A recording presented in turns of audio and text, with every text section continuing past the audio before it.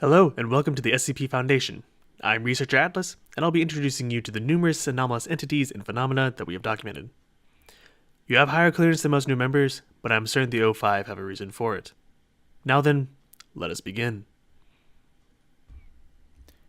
The SCP we'll be studying today will be SCP-1001.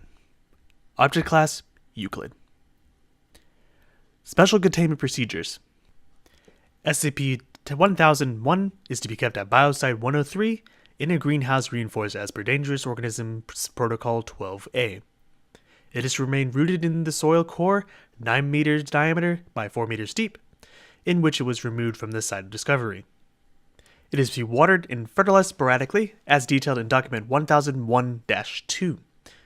No object capable of producing hazardous sound, sonic weaponry, audio-based mimetic effects, high decibel infrasound, etc., is permitted within hearing distance of Biosite 103.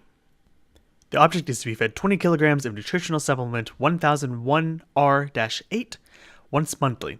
The precise formula of nutritional supplement 1001R-8 is detailed in Document 1001-2, but it bears repeating that the supplement's protein content is not to be less than 40% by mass, and that all protein is derived from pigs, dogs, or other comparatively intelligent species. These guidelines may be altered as necessary when testing requires that SCP-1001 be hungry. Bones, horns, and other hard tissues are never to be provided except as part of duly supervised tests. All tests involving provision of hard tissue are to be pre-approved by both Dr. Glastonbury and the current security director of Site-103. Description: SCP-1001 is a single plant apparently belonging to an undescribed species of Welwitschia. Unlike other Welwitschia species, it has tree-like trunk which broadens into a woody taproot 180 centimeters wide and 5 meters long, 2 meters of which protrude above the surface. Also unique to SCP-1001 are its leaves, which are up to 6 meters long, lined with barbed prickles, and capable of secreting a sticky, pitch-like resin, and which are capable of motion with considerable dexterity and strength. SCP-1001 is geographically disjunct from its known relatives, having been found in the Andean High Desert near Peru.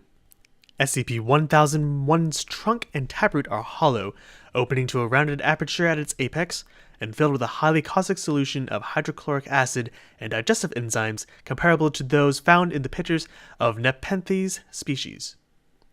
This solution is capable of reducing 50 kilograms of soft animal tissue to a thin slurry within 20 minutes of submersion.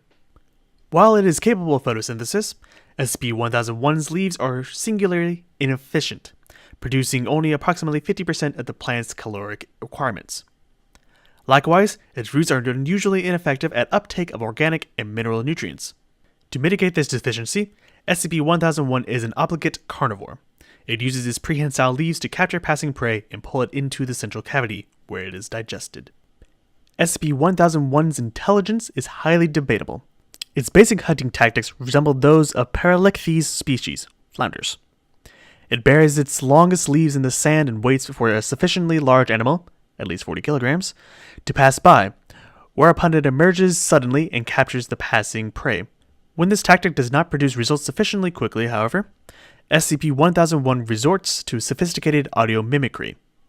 It is capable of reproducing literally any sound it has ever been exposed to, as well as recombining known sounds into novel phrases.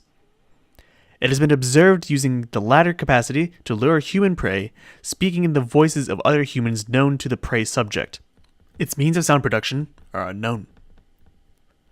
Also interesting are SCP-1001's prey preferences. It prefers to consume intelligent animals, especially those capable of tool use or of building artificial structures. Humans are always its preferred prey, but in their absence, it has accepted primates, dogs, parrots, pigs, beavers, ants, and nest-building birds.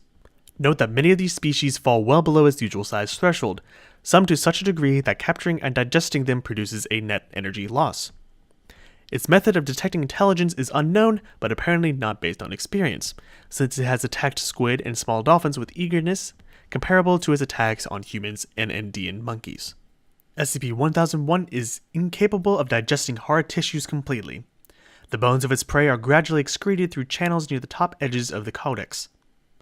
Once excreted, These bones are invariably picked up with one of the object's leaves and moved to a location on or beneath the soil surface surrounding SCP-1001. The object arranges the bones in complex patterns which are demonstrably useless for water capture and, being primarily subterranean, do not aid in attracting prey. Their resemblance to the Nazca and the devotional mandalas of SCP have led Dr. Glastonbury to hypothesize that they may be representational or even anomalous effects. At the time of its discovery by the SCP Foundation in 18, SCP-1001 was located at the center of a roughly circular bone pattern 18 meters in diameter and 8 meters deep, 7% of which was composed of human bone. Nearby native tribes professed religious fear of the object and were providing it with regular human sacrifices. The sacrificial ritual, as finally divulged to Foundation interrogators, required attendant priests to escort the sacrifice toward SCP-1001 along a strictly delineated avenue, later found to correspond closely to certain features of the subterranean bone pattern. Deviations from the pattern were said to be punished by capture and consumption of the attendants as well as the sacrifice, but a successful ritual resulted in only one person being taken.